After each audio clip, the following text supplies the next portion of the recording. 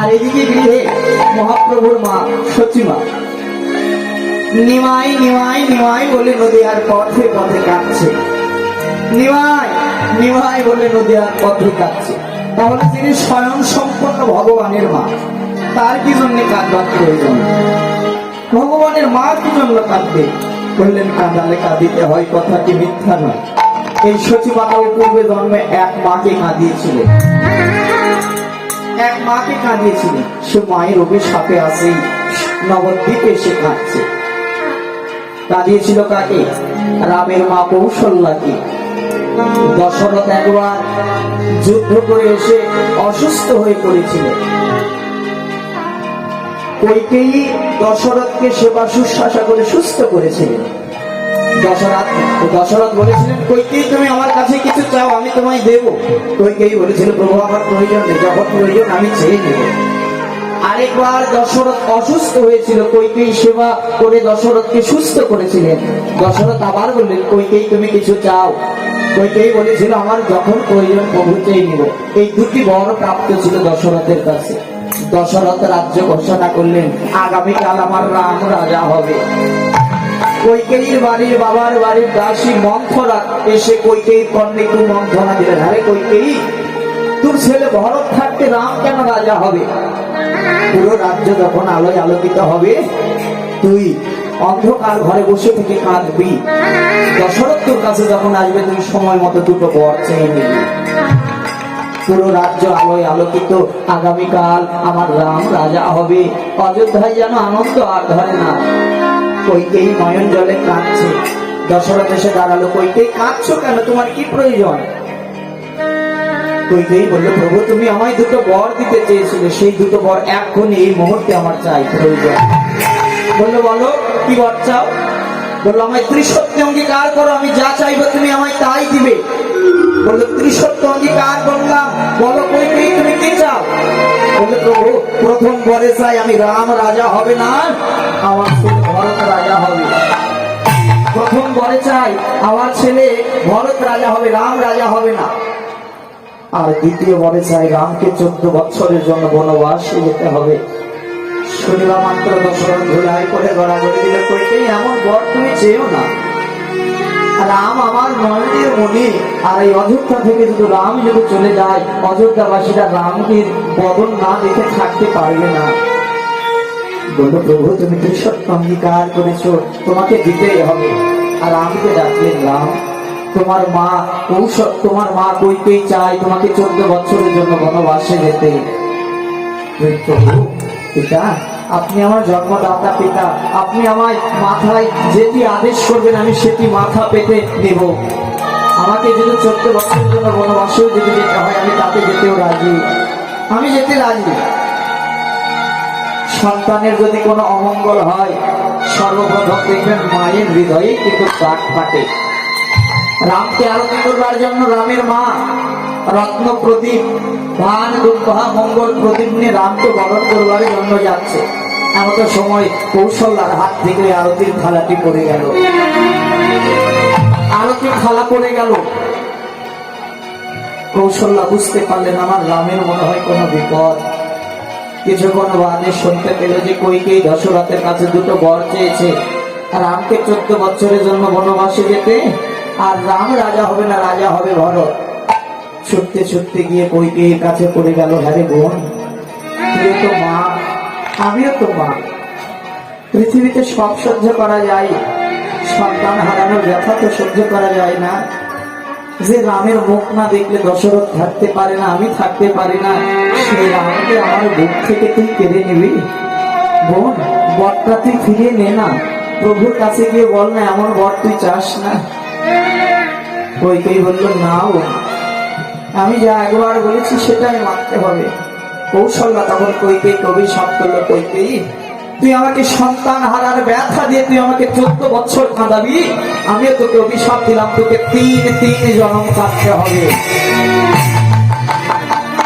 তুই আমায় 14 বছর কাঁদালি, আমি তোকে অভিশাপ করলাম, আমি যদি সত্যিই যদি রামের মা হয়ে থাকি, তোকে 3 জন্ম কাঁদতে হবে। প্রথম জন্ম কেঁদেছিল বংশের কারাগারে, বসুদেবের সহধর্মিণী দেবকী। এখানে একটু ভালোবাসা দেখুন বাবা।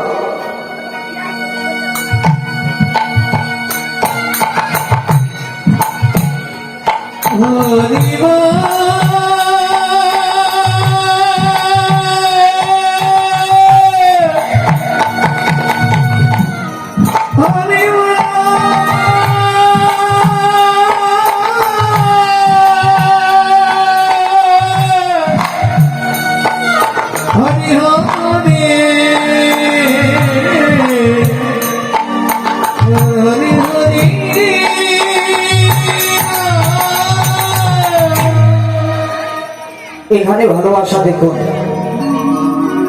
যে কংস তার নিজের বোনকে এত ভালোবাসে দৈবকীকে, ভাবলেন আমার বোনকে অন্য কোথাও আর বিবাহ দিব না, আমার বন্ধু বসুদেবের সঙ্গে বিয়ে দিই, অন্য কোথাও বিয়ে দিব না।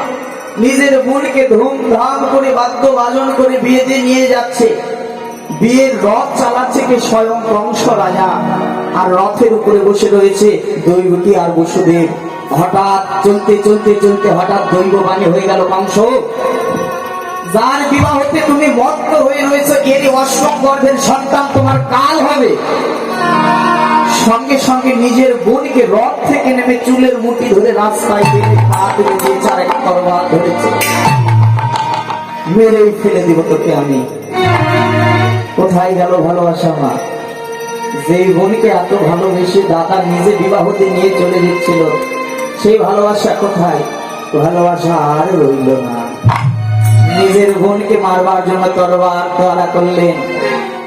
দৈবকী বলল, দাদা আমি তো কোনো অপরাধ করিনি, আমার গর্ভের সন্তান যদি তোমার কাল হয় আমি কথা দিলাম আমার যতগুলো সন্তান জন্ম নেবে একে একে সমস্ত সন্তান তোমার হাতে তুলে নেব। কংস আর বিলম্ব করলেন না, নিয়ে গিয়ে সরাসরি কারাগারে নিক্ষেপ করে দিল।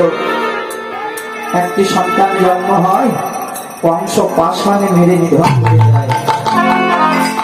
অষ্টম গর্ভে এলো আমার ভগবান শ্রীকৃষ্ণ, অপূর্ব সুন্দর ফুটফুটে সন্তান, পুরো কারাগার আলোয় আলোকিত। ওই যে কৌশল্যাকে কাঁদিয়েছিল, ওই অভিশাপের কারণে দেবকী ওই বাসুদেবের সঙ্গে বসে থেকে কাঁদছে, বলছে প্রভু এত সুন্দর সন্তান কিন্তু আমার কাছে থাকবে না। বসুদেব মাথায় করে বৃন্দাবনে রেখে এলো। কেঁদেছিল কংসের কারাগারে 8টি সন্তান হারা হয়ে। কৌশল্যা বলল, কইকেয়ী প্রথম জন্ম কাঁদবে কংসের কারাগারে, দ্বিতীয় জন্ম কাঁদবে উড়িষ্যার পুরীতে, রাজা ইন্দ্রদম্যুর সহধর্মিণী হবি, তোর নাম হবে গণ্ডিচা মা।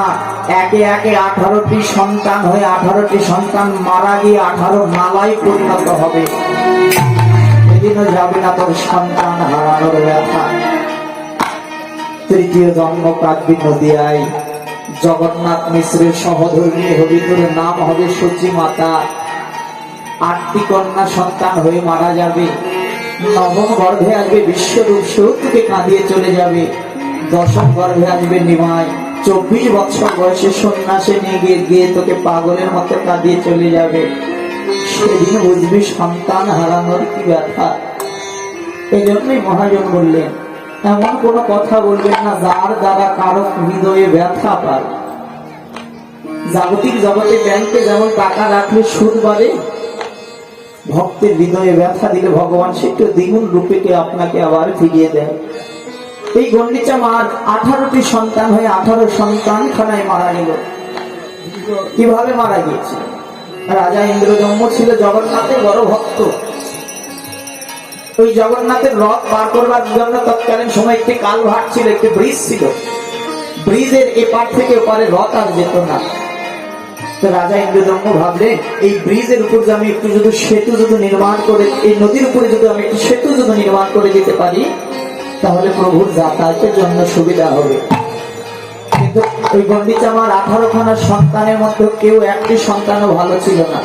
নেশাগ্রস্ত, পর স্ত্রী সঙ্গ, অবৈধ সঙ্গ, 18টি সন্তানই অন্য ছিলেন। রাজা ইন্দ্রদম্য জগন্নাথের কাছে কেঁদে বলেছিল, হে জগন্নাথ, আমার 18খানা সন্তানের মুক্তির পথ তুমি বলে দিও। ওই ব্রিজটি যখন নির্মাণ করতে লাগলেন, ব্রিজের সর্বপ্রথম তৈরি প্লেয়ারে একটি করে প্লেয়ার, একটি করে বিম যখন তৈরি হয় কিছুক্ষণ পর ভেঙে ভেঙে পড়ে যায়। যতবার তৈরি করতে যাই ততবার ভেঙে পড়ে যায় বাবা, কিছুতেই তৈরি হয় না। রাত্রি জগন্নাথের কাছে রাজা ইন্দ্রদম্ভ কাঁদলেন, প্রভু এই ব্রিজের উপরে এই কালভার্ট নির্মাণ করবার জন্য প্লেয়ার কি করলে তৈরি হবে সেই পথগুলো তুমি বলে দাও। রাজা ইন্দ্রদম্ভর স্বপ্ন দেশে জগন্নাথ বলল, রাজা তুমি যদি এক একটি প্লেয়ারের মাথায় এক একটি করে যদি নরবলি যদি দিতে পারো তাহলে তোমার ব্রিজটি টিকে থাকবে। রাজা ইন্দ্রদম্ভ ভাবলেন, আমি কার মায়ের বুক খালি করব, কার মায়ের বুক খালি করে নিয়ে এসে আমি নরবলি দিব। ভাবতে ভাবতে ভাবতে ভাবতে দেখলেন, আমারই তো নিজের 18খানা সন্তান আছে, আমার নিজের 18খানা সন্তান থাকতে আমি অন্য কারো বুক খালি করব কেন?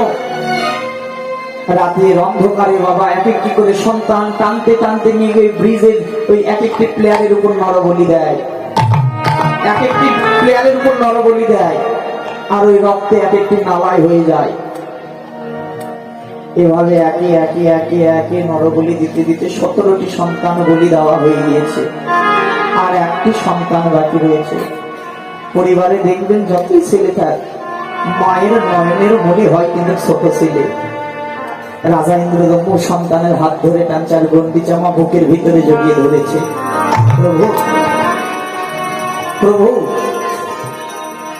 তুমি আমার 17খানা সন্তান নিয়ে গিয়েছো, আমি কিচ্ছু বলিনি, একটি সন্তান মায়ের বুকে রেখে দাও, আমার একটু মা বলে ডাকবে। 17টা সন্তান নিয়ে গিয়ে তুমি নরবলি দিয়েছো, রক্ত সেবন করেছো, আমি কিচ্ছু বলিনি, আমার একটি সন্তান আমার বুকে রেখে দাও, আমার একটু মা বলে ডাকবে। রাজা ইন্দ্রদম্ভ বলল, গন্ডিচা আমি সব সহ্য করতে পারি, কিন্তু আমার প্রভুর কাজে কেউ যদি ব্যাঘাত দেয় আমি সহ্য করতে পারি না। আমি তোকে আজকে থেকে জন্মের মতো পরিত্যাগ করলাম, পরিত্যাগ করে দিলাম তোকে আমি। গন্ডিচা মাকে পরিত্যাগ করলেন।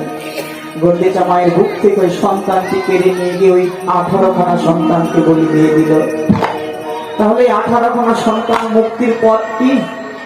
বলেন, ওই ব্রিজের উপর দিয়ে যখন সাধুগুরুরা যখন যাবে, বৈষ্ণবরা যখন যাবে, বৈষ্ণবের চরণ ধুলি যখন ওই ব্রিজ থেকে যখন জলে পড়বে, গন্ডিচা মার 18খানা সন্তান বৈষ্ণবের চরণ ধুলি কৃপা বলে উদ্ধার পেয়ে যাবে।